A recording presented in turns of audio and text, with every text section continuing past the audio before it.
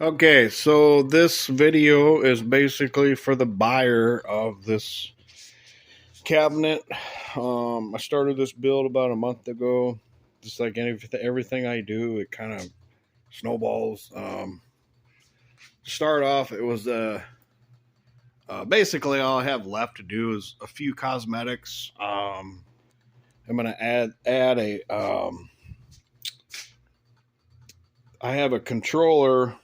Basically, I'm gonna wire up a USB feed through to where you're able to plug a controller in as well. I don't require that myself, but I'm building this to sell and then trying to be open to many different age groups, I guess you could say. And it dawned on me some time ago that I'm in my 50s and I'm kind of used to the arcade stuff. So that's kind of what I prefer. I mean, it's fun. Do I use a lot of it? Not really. I used to do a lot of gaming, but I have a lot more fun building them. So once again, I'm rambling. So this started out a basically kind of like a deer hunter cabinet. Um, still in question on the what to do here. I'm probably gonna do panels to cover that. Then I thought, well, I don't know if I could do something unique with some backlighting. So that's another story. I'm not gonna get into that all that crap. But um, I was going through a bunch of stuff in the attic, and then I wanted a panel illumination, a front panel illumination, but I was trying to use up. I have just a slew of piles and piles of arcade parts, joysticks, buttons, etc., etc. Because once upon a time, I thought it was going to be kind of a neat thing to build a cabinet and then be able to sell it. But in my area, there's really not a lot of resale value. You put like, I probably got, I don't know, if I had to guess, I probably got 80 hours into this build. Nobody going to pay you for that, you know? So you have to come up with the price, what you feel is fair. You're never going to get paid for your knowledge nor your labor, which, in my opinion, is kind of the same. So I just kind of, this was my last cabinet that I had. Um, and I just said, I did a little purging on some stuff around there, the home and the sheds and the garages and the shops and such, and decided, well, um,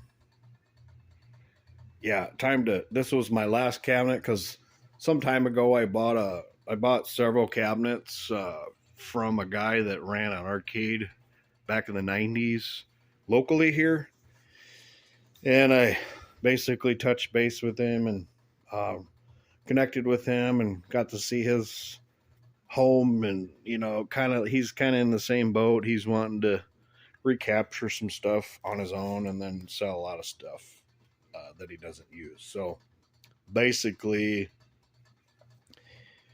uh, I ended up with I don't know. I'd say probably 8 different cabinets, I suppose. So I have sold some stuff over the years, and this is the last run of me building them because there's really not a lot of payoff in it. As far as revenue is concerned, it's kind of nice to see that, you know, a little bit of revenue on this. I told the guy $500 on this cabinet. Um, it's a pretty sweet system. It's probably, as far as structurally and um, electronics, it's like ranking right up there with the most solid and uh, setup that I've done, in the sense that it won't fail. So I'm trying to keep this video short and not ramble. So basically, I used everything on board, obviously.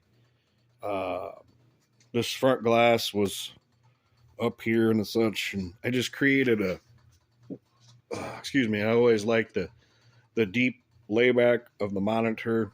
there's a lot of specifics that I've always liked on these cabinets, but whether or not does that reflect the gameplay, not really. Try to keep it comfortable and user friendly when you build them, and you wire everything and just do everything involved. I'm not gonna lie, I'm kind of trying not to wobble my stupid camera here, which is my phone, obviously, but you start to get a little burnout. So essentially what I've done here is, what really sucks is I've used a really nice LED TV. It's a 24 inch. It creates a nice setup, but the only problem is I got to replace the stupid batteries. I probably should have done that before the video, but there's your power. Long press for the power on.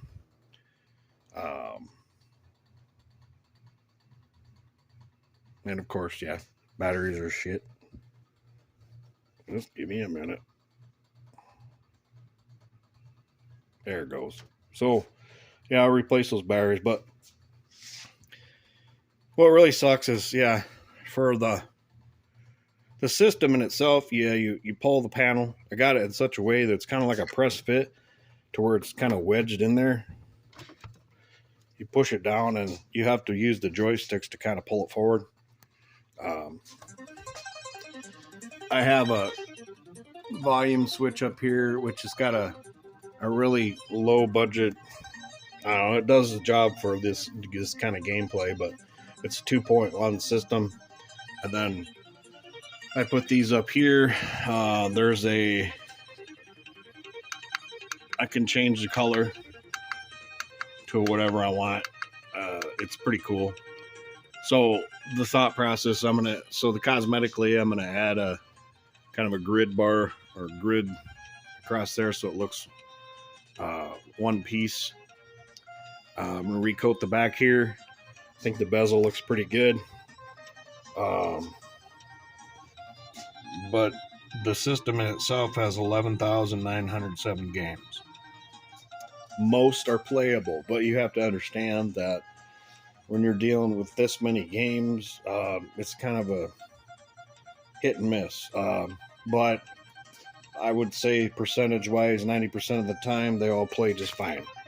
What I think, I'm partial to going to here, but I've got the panel set up in such a way that your colors match up for what's. Hold on a second. Your colors match up in such a way that the function will add up to the color, and I'm soldered them in that sense. It is kind of a shit show looking here, but I've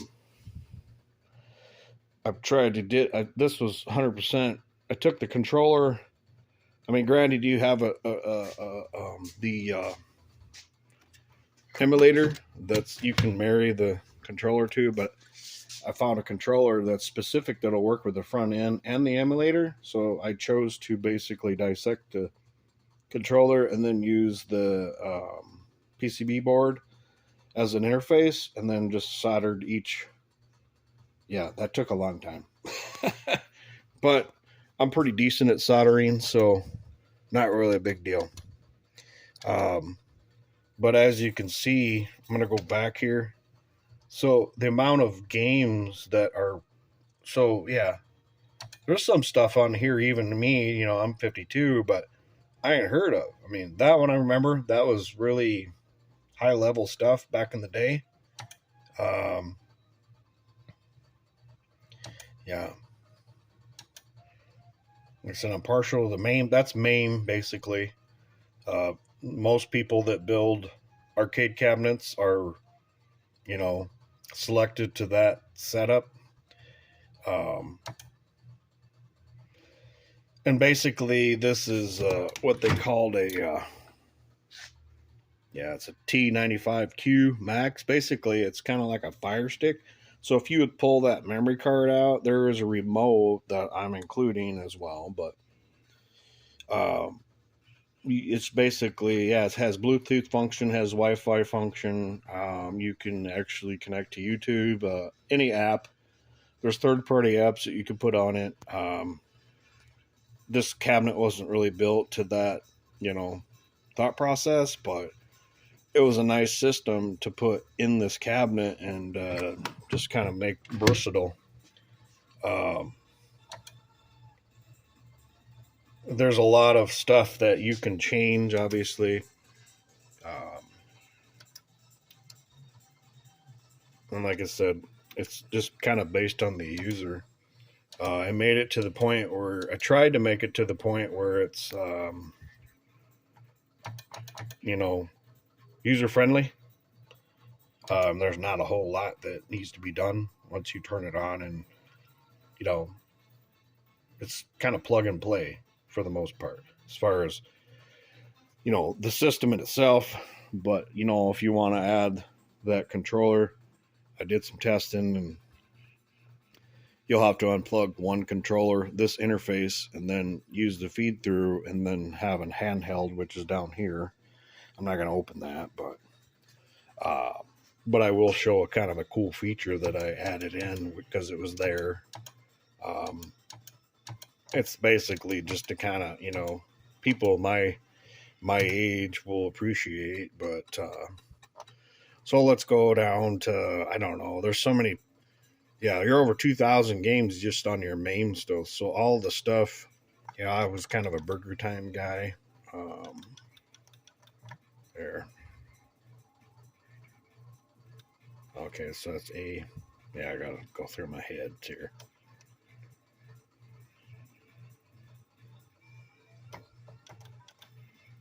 Yeah. So, yeah. So check this out. I got it set up in such a way that, yeah. So you're in that game. Okay. So what's neat is it has its whole basically story of that game. Obviously, that came out in 1982. And you have a video screenshot or a kind of a visual on what it is. Me personally, I can't even get past level 2. So, yeah. So basically, I come down here if that's the game that you want, pick that, and then flashes goes into the emulator. And what's neat about this is I kept the whole widescreen aspect due to the fact that I hope my furnace. I'm going to shut my furnace down. Hold on a second. Okay, I'm back. So what's cool about this is MAME, obviously. Okay, what I was saying was I kept the widescreen aspect due to the fact that this emulator has onboard bezels. I mean, granted, it's pretty generic, but it's still cool. So it captures that game in pretty much the concept that what I wanted to do was build a vertical build, but this was more the fact that I seen it had bezels for your 4.3 stuff or your vertical games. I just went with it. But what's cool is, so like you're in MAME, obviously you want to add credit, right? So your select button, add credit. Now, granted, I could, if I was going to put this in somewhere where it wouldn't play unless I could go into the settings and make it to work to the point where this system would play, and then also you could select it all day long, all the games, but unless you add a credit, it won't play. It just goes into attract mode. But what I thought was cool in the sense that, so check this out. Hear that? Yeah. 3. Here, drop a coin. So that there I thought was pretty cool. It was already on board. I just soldered a wire extension off this, because on board you can add as many credits you want. But even still, then hit start button. Yeah. So far I have. It's hard to play when you're videoing. So far I have. I've got 4-pound springs for the joysticks showing up that I'll probably change out, and then do the feed through. for the controller that's in the coin door, or the coin basket in a sense. So yeah, I'll shut the light off. Yeah, pretty neat deal, you know. Uh, yeah, I think it's pretty darn cool. So at any rate, that's basically, if the current seller that I'm kind of building it for, if they back out or don't care for it or don't want it, then it's going to be up for sale, and I'll just offer this video up as a visual advertisement. So, yeah, thanks for your time.